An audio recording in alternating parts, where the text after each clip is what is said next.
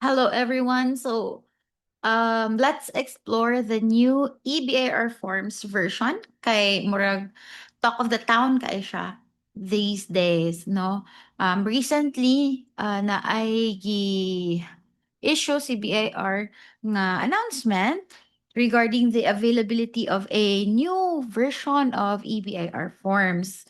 So, atong i-try og download karon and install, and let's try to also import the existing data that we have sa original, sa katong last na to nga version, and atong i-import siya sa new version. Okay, let's try it now. So let's look for the EBIR forms. Okay? And then ari jud ta dapat no sa BIR nga website kay para sure nga sakto atong ma-download. Okay, medyo loading siya, no? Okay, so makakita mo diri to download the offline, so scroll down lang gamay, no? So offline EBIR forms package 7.9.6. So click here.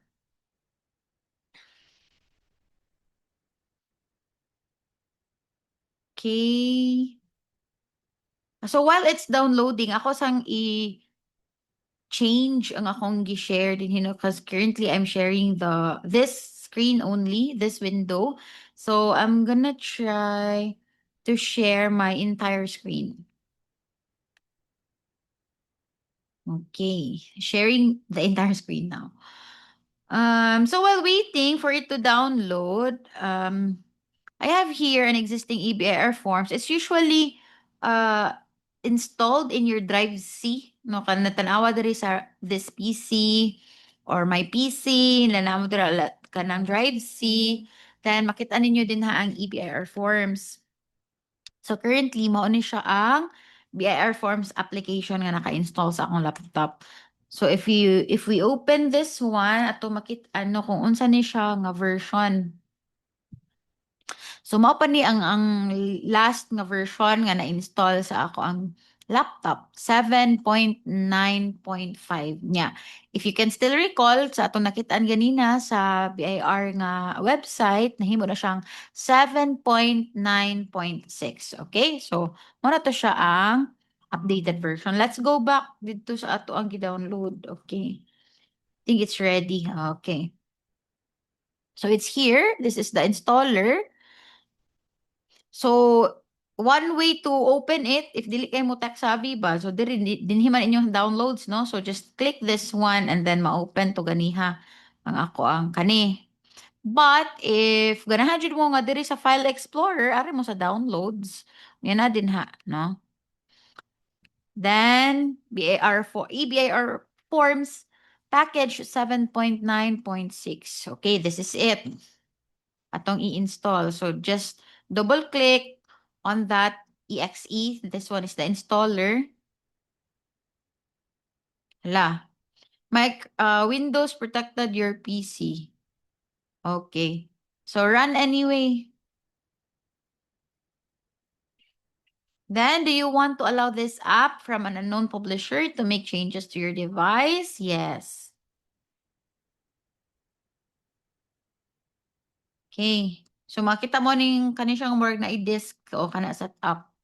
Welcome to the EBIR Forms Setup Wizard. This will install EBIR Forms version 7.9.6 on your computer. It is recommended that you close all other applications before continuing. Click Next to continue or cancel to exit setup. So let's click Next. Then, the setup will install EBR forms into the following folder. So, ang default jud niya is si Drive C, as what I've mentioned, no? Jake ang nakabutang dira because this is the laptop of my husband, Jake. But if dili mo ganahan nga sa Drive C siya ma-save, you can always change the file path. So, kung asa ni mo ganahan, kamo na'y bahala kung asa mo. But for me, ako lang siya i-as is nga sa Drive C lang gihapon siya. So, next. Setup will create the program's shortcuts in the following Start menu folder. To continue, click Next. Okay. I will allow that. Click Install to continue with the installation or click back if you want to review or change any setting. So, okay, install. Installing and then completing the EBR form setup wizard. Setup has finished installing EBR forms on your computer. The application may be launched by selecting the installed shortcuts. Click finish to exit setup. Okay, finish. So asa naman to na to pangitaon ron, 'di ba? Ato man to siyang gi-save sa drive C. So let's go back here sa this PC kani siya, then drive C. Asa naman siya?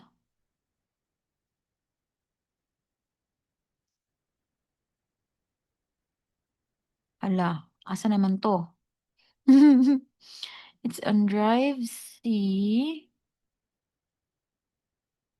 Okay. Ingon man siya nga nagbuhat siya og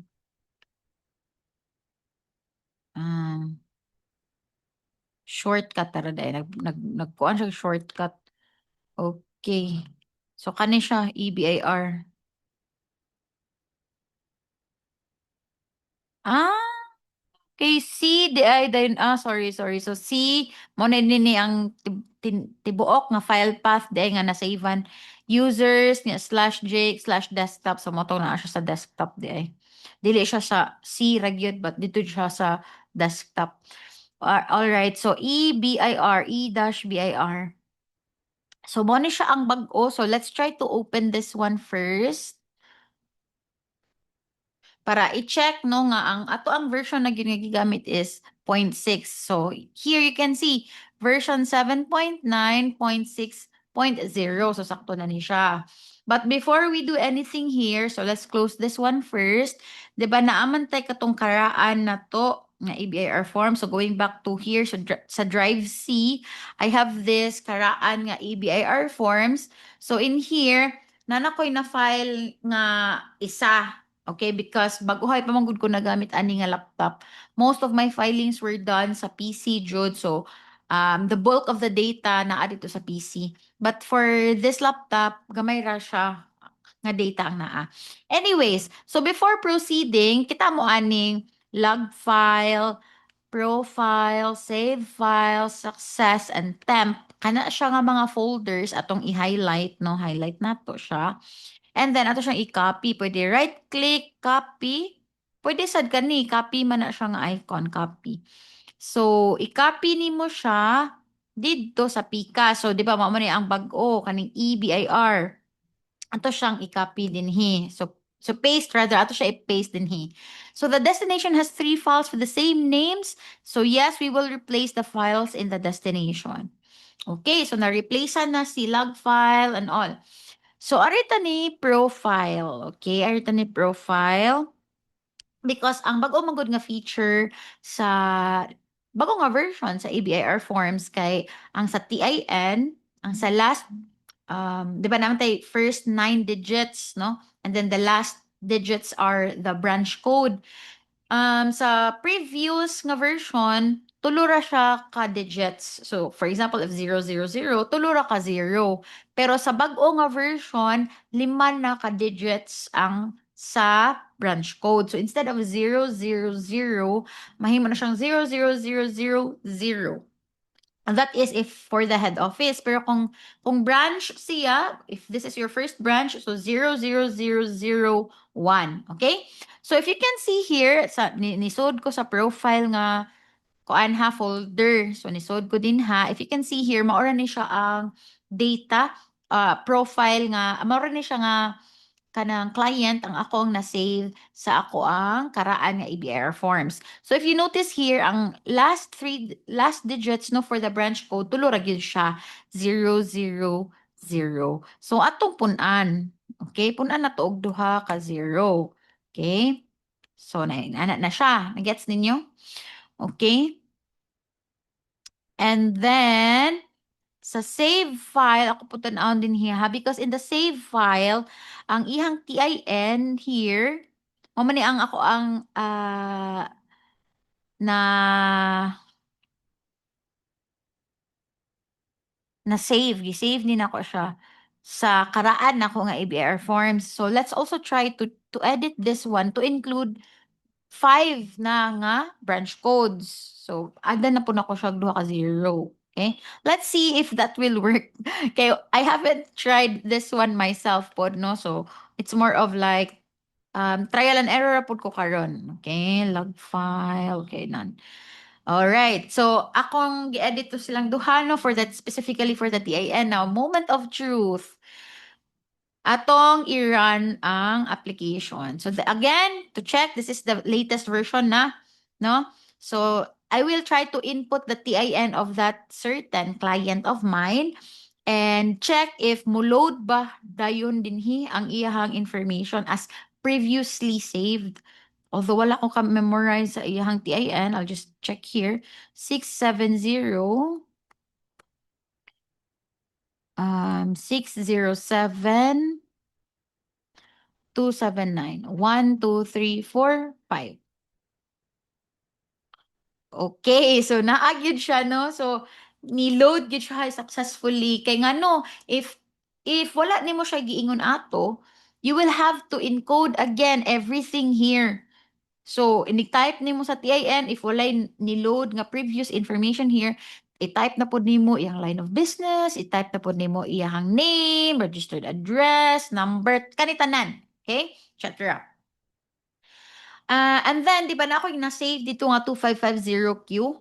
So, let's check daw if makit-an basad na ko siya dinhi sa bago nga version. 2550Q version 2024. Hala, wala siya ni load, no? Wala siya nakit-an nga 2550Q.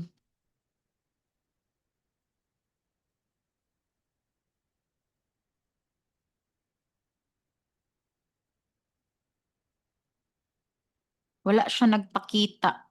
So, that one will have to... Uy, ano na 1702Q naman ni siya. Balik ta sa 2550. This is VAT registered man gud nga taxpayer.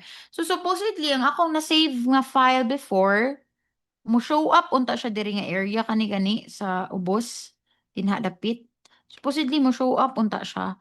But since wala man siya ni show up, there could be something wrong with the naming convention. So ako sa ni siya i-exit ha.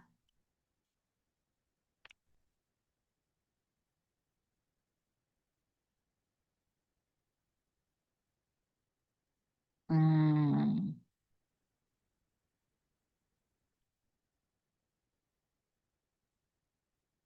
okay.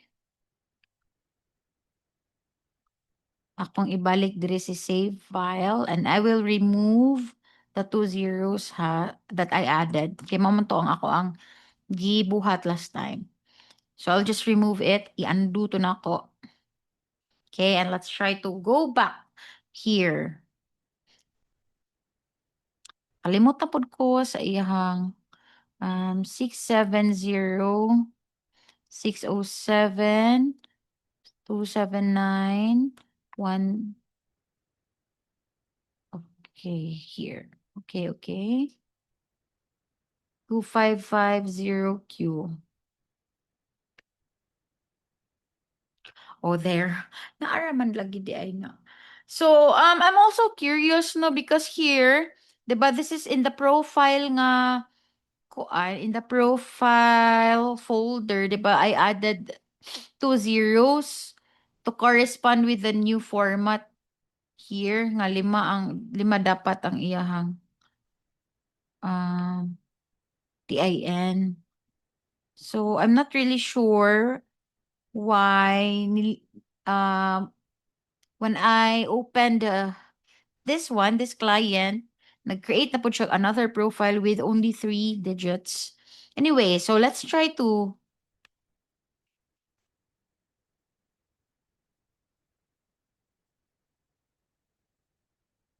ako sa i-exit ha balik. Sorry kayo. Trial and error bitaw ni siya. Still exploring.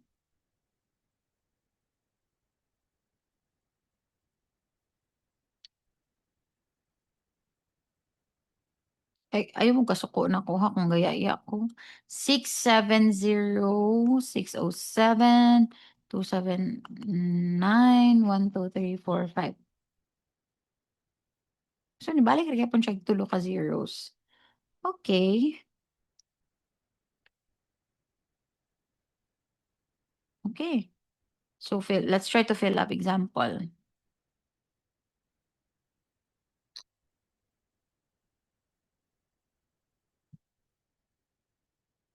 Right? It still has three zeros. But I'm definitely using the latest version, ba? Calendar, December 2026. This should be the first quarter, for example.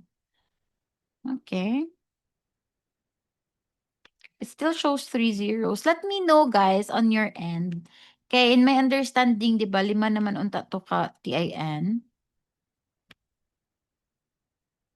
Um, back to main screen. May nato siya nga error if di mo diretso kag-exit.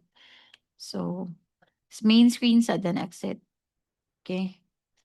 So, ingna lang ko kung unsa pod sa inyuha nga view, no? But so far, karon based sa akong observation, work raman di siya based didto pod sa mga log kani siya nga folders nga atong gi-copy from our previous EBAR forms.